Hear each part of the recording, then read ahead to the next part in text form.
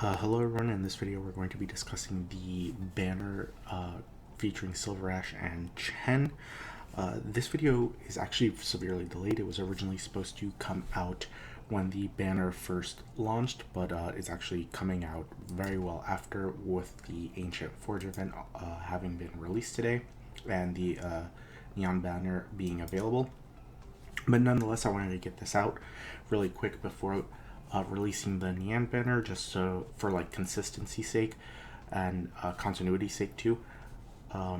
So without further ado, I just wanted to mention a few changes that are going to happen to these types of videos. So I'm making some changes to this video because I realized that my previous videos on like the banner analysis has just been like really long. Obviously there was the first ever video that I made on like the NA banners featuring Nightingale and Angelina, and that video was over 45 minutes long. And then the Reed and Braca banner was like just under 15 minutes long for an analysis of 2 videos. Ultimately, I felt like the videos were getting like really long, and like most of the times it was just like exactly like this, just me talking over the banner, which is kind of like boring and not something that people want to watch for an extended period of time. So I decided to sort of like simplify these videos and focus more on bullet points. The other reason that I did this is because if you wanted to see an analysis on a unit, it basically meant that you would have to wait until they appeared on a banner, which is kind of dumb because banners will only feature like 5 and 6 star rate ups. So if you wanted like analysis on a 4-star unit, that means I was never really ever going to give it to you. And the whole purpose of this channel has been to be free to play, and be free to play friendly. On this account, I haven't spent anything at all whatsoever. I haven't purchased any packs. I haven't purchased any additional currency or anything. If I do spend it, only be like strictly on outfits, because those don't have any effect on gameplay. But yeah, I want to eventually like start doing analysis on like lower star rarity units, and that was never going to happen with banners. The other reason, and the last reason, that I am making this switch is just for like the sake of organization, just to make it easier. Right now, if you want like an analysis on a specific unit, like say Nightingale, you have to go to the specific banner that she was launched on in order to get that analysis. Whereas if I just make a specific video of an operator analysis, right, where I just like analyze one operator in a specific video, you'll obviously be able to search for it much easier. And that's ultimately the goal that I want to have, is to make content easier to find for people. So without further ado, we are going to start on the on this banner analysis. So this banner features a few notable units, 3 of them in particular: SilverAshe, Chen, and Lissandra. SilverAshe in particular, I would say, is the best unit on this banner, and can also be gotten from the distinction shop for 180 distinctions. So that's right here, distinctions. He's available for 8 more days, and Lissandra here is available for 45 distinctions. Honestly, in my opinion, those are the 2 best units on this banner. So if you haven't been able to get them from pulls, or you have enough distinctions, I would definitely say they're worth it. With SilverAshe, I would say you had the opportunity to re-roll for him right from the beginning of the game. So if you already have him, you might, and you maybe have another unit on this list as well, you might consider passing on this. Otherwise, I would say if you didn't get SilverAshe on the first one, definitely consider rolling for him. I would say he is by and far and away the best unit on this banner. However, I would say there are some disadvantages, or not really some disadvantages, but some considerations that you would need to take when rolling for SilverAshe.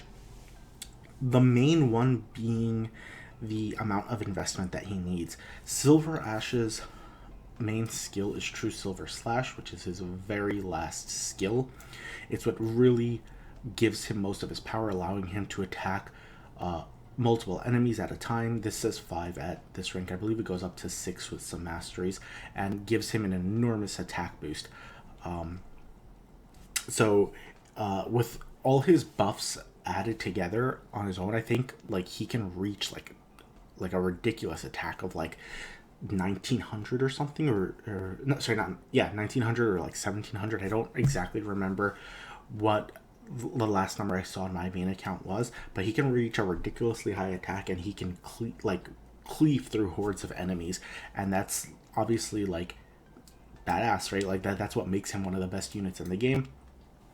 But obviously, this is only going to come to you at Elite Level 2, and even further by investing quite a bit into masteries in order to get the bonus stats, as well as like the initial SP charge, more additional SP charge anyway. He does have some like good talents as well, but again, a lot of his power is going to be coming from his third skill, which means you're not going to get it until some pretty heavy investment on him. That said, once you do make all of that investment into him, he is obviously worth it.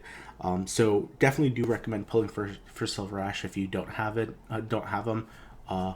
He's really is just that worth it. The other 6-star unit is going to be Chen. She's actually the main one featured on this banner. I really like Chen personally. This is her Elite 2 art. She's actually the unit that I have like fully maxed out on my main account, like Elite 2 level 90 and everything. So she's unique in that she's kind of the only unit in her archetype. She is still a guard, but she is a she falls into 2 archetypes, namely the dual strike and the nuker archetype. So the dual strike aspect of her means that she attacks twice per like attack, and the nuker aspect, it refers to when units have skills that just do upfront burst damage as opposed to like consistent damage and buffs. So like True SilverAsh, for example, gives you a massive attack damage buff, and it gives you range expanding and attacking multiple enemies, and it lasts 26 seconds, right? Like this is something that's going to be active on the field for quite some time, and he's going to be able to do like incredible damage for those 26 seconds. Whereas with Chen, all of her attacks don't have a timer or a duration. They're just all upfront damage, and then after that damage is over, her skills are just like waiting to be recharged again, right? So as I said before, I really like Chen. I like her appearance. I like her like from the story as well. But the main reasons for why I like her aren't necessarily like gameplay reasons. By no means is she a terrible unit, but I also wouldn't really consider her to be like some super amazing unit, or some unit that is like that provides something like super necessary or super special. So in that aspect, I think she is much more easily replaceable by another unit that can not necessarily do the exact same thing that she can do, but can still fill whatever like her role quite well. So the other main issue that I find with Chen is she requires a lot of investment, also probably even more so than SilverAsh, because not only do you need to get her to Elite 2, in order to truly use her effectively, you need to max out her second skill, Mastery included. When you do that, the initial SP is 20 and the required SP is 20, letting you instantly nuke enemies with her second skill. Otherwise, it requires her to charge up her skills, and even then they only work on her attacking, so the charge up is fairly kind of slow. She does have an ability, a talent of scolding that does sort of help remedy this, but all in all, it's just a downside to one of her skills. So like I said, solid unit. I wouldn't necessarily recommend pulling for her on her own, but if you do get her, definitely do consider leveling her up, especially if you need a guard, because she does her job quite well. Final consideration is her cost does kind of spike up a bit, because this archetype gets penalized twice with getting a cost increase both at Elite 1 and at Elite 2, whereas someone like SilverAsh only gets the normal +2 from going from Elite 0 to Elite 1, and doesn't get penalized with cost increase going to Elite 2.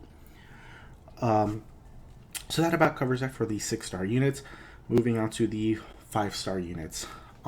Swire, there's not much else to say to her.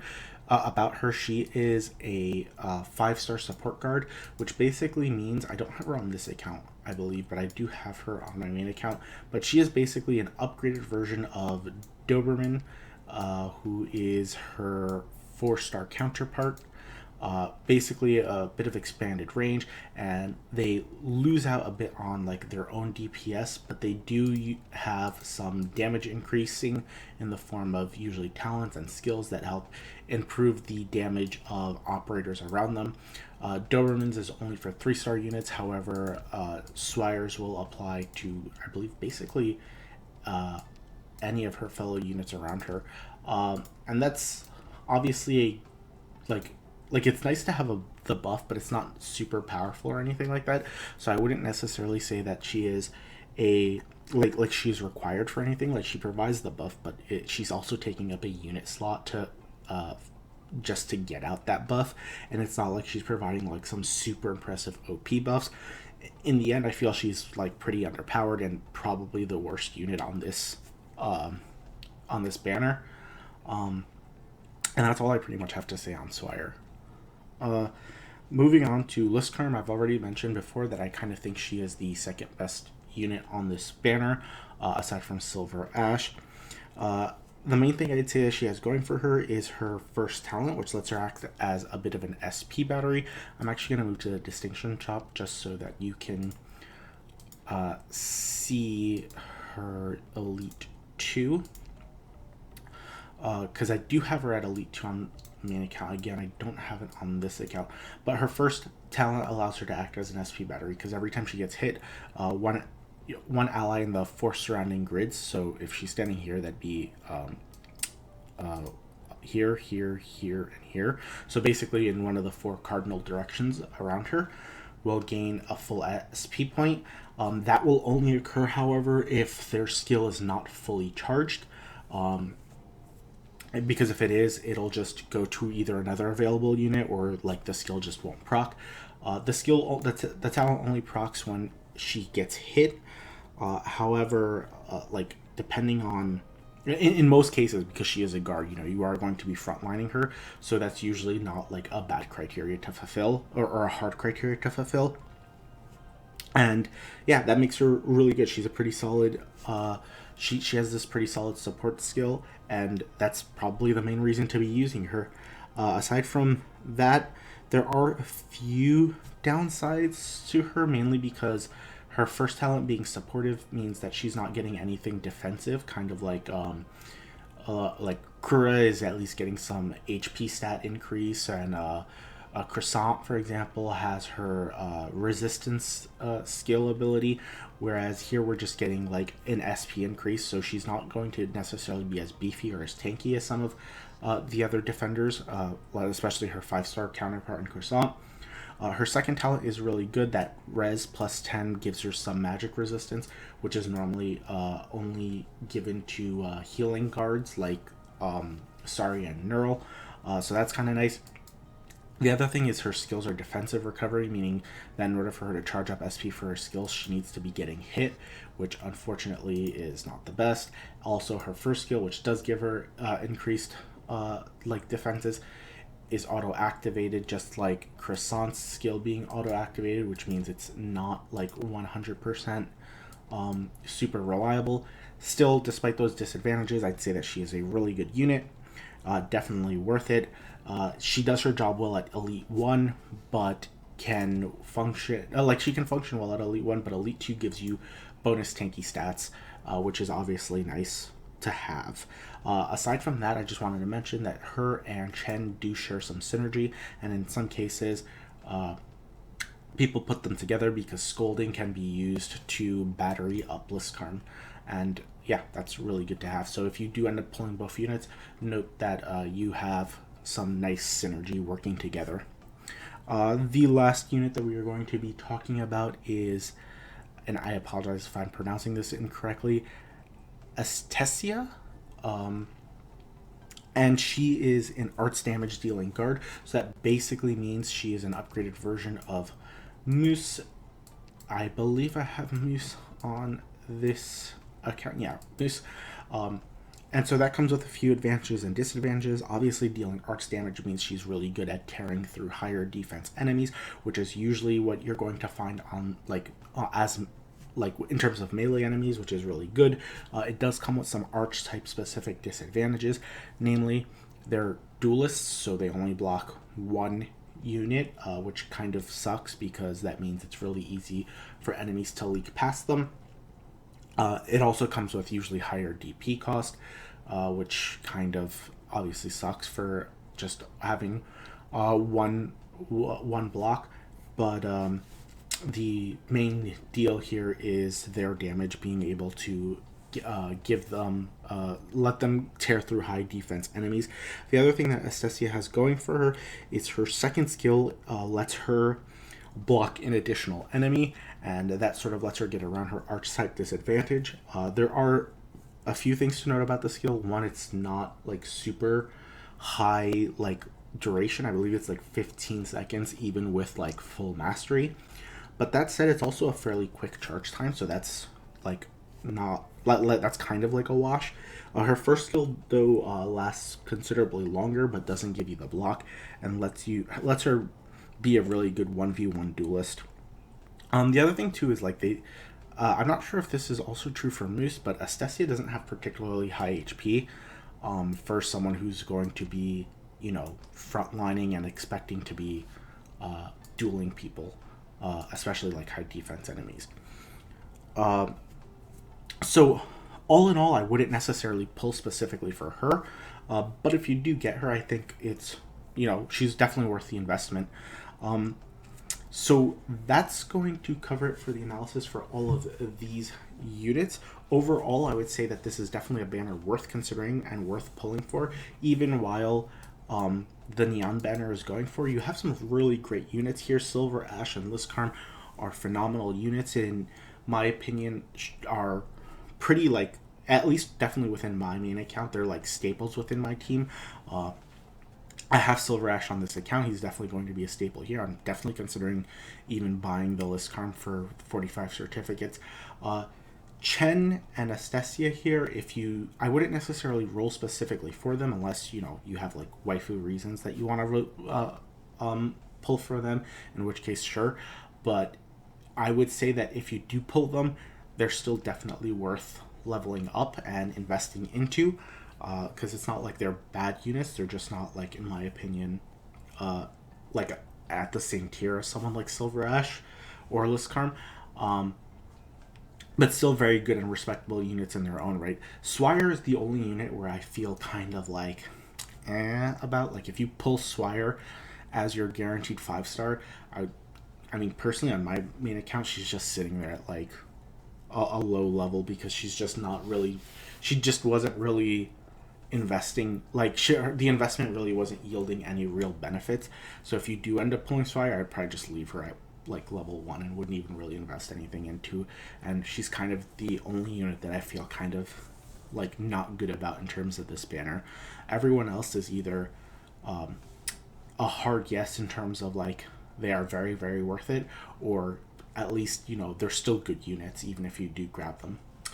But yeah, that's the end of it for this video. The general sort of string of events, like, sub, comment, and all that stuff. And I'll see you guys in the next one.